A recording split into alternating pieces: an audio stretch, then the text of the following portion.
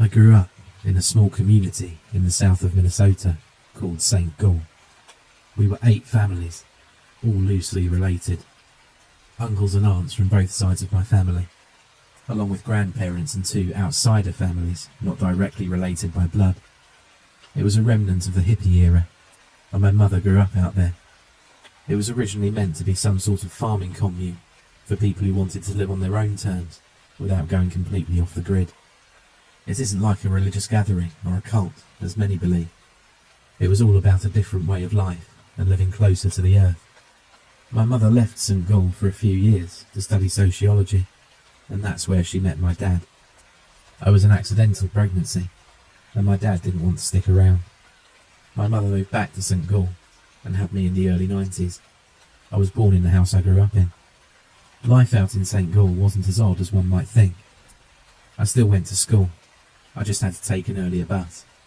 We still went into town at least once a week, and I had many friends that I got really close to over the years. Still, there was always that air of being different around me. My mum explained that a lot of the parents of the kids at school didn't like the people from St. Gall because we were different, a bit odd. My mum was terrified of a lot of things, but mostly blood.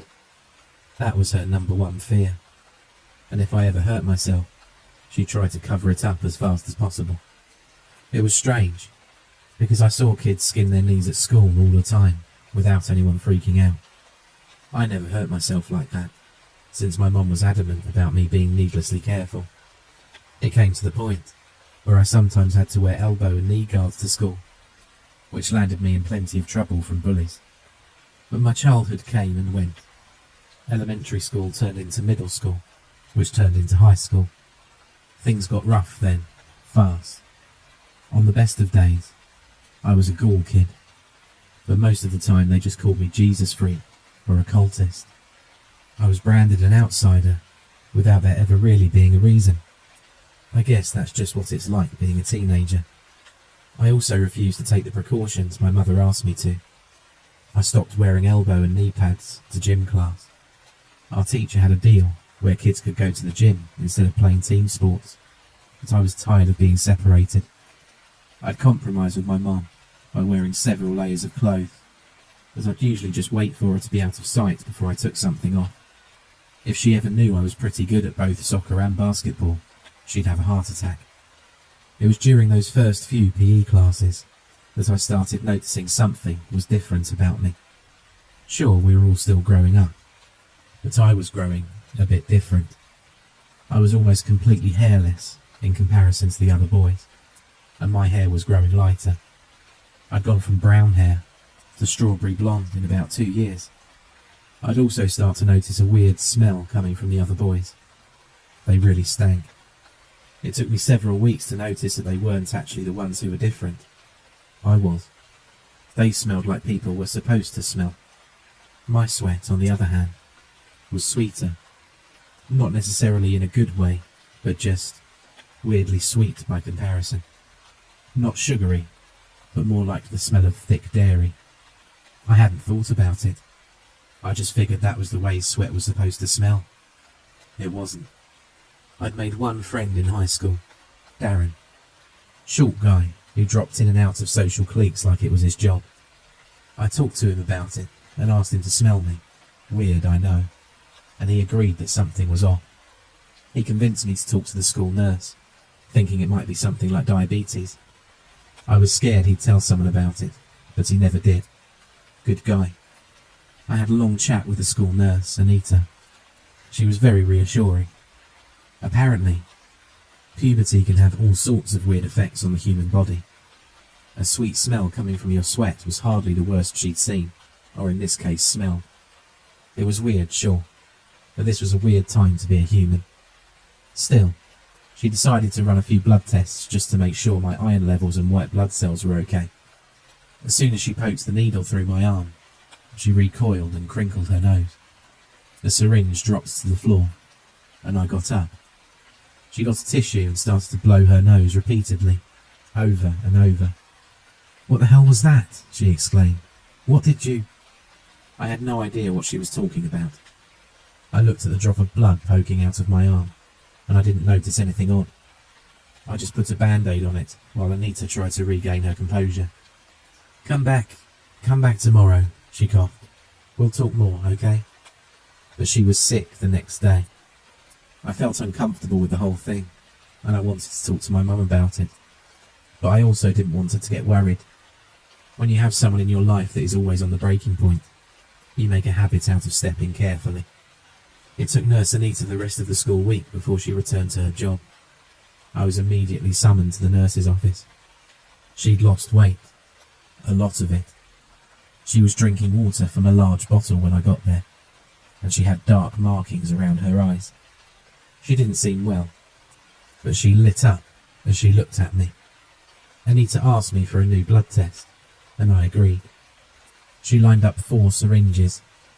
Her hands were shaking, but she regained her focus once the needle got closer to my arm. Step by step she filled the syringes, but she seemed to get more and more excited as she did. I can swear she was sniffing my neck.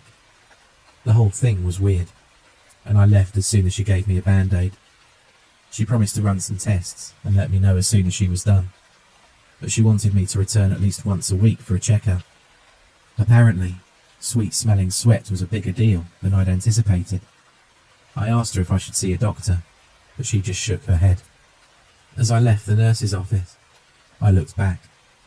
She was standing in the doorway, staring at me from across the hall. Her eyes never left me. She was staring at my neck, drinking from her water bottle. This time, I told my mother. I had no idea how much she would overreact. Instead of talking to Nurse Anita, she pulled me out of school the same day. She threw our entire lives into boxes, breaking at least half of our dinnerware in the process. In less than a weekend, she packed up everything and hired a truck. I barely had the time to hug my grandparents goodbye before we were out of town. I was forced to switch phone numbers, and my mother swore that if I didn't remove my social media account, she'd smash every touchscreen we owned. I'd never seen her like that before. I was terrified. And that's how we ended up in Sabre, Michigan. Of course, my mum couldn't check on me all day long. I did get time to check in on my social media. Darren, still in disbelief about me leaving so soon, told me things had gotten weird at school.